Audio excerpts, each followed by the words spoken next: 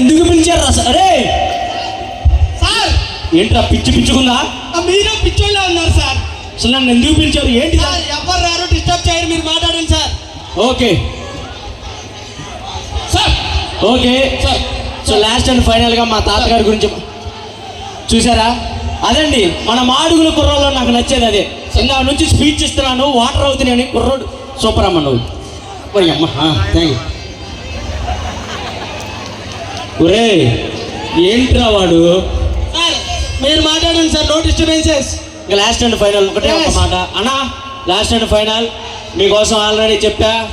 Okay so last and ఫైనల్గా ఒక్క మాట చెప్పేసి వెళ్ళిపోతాను.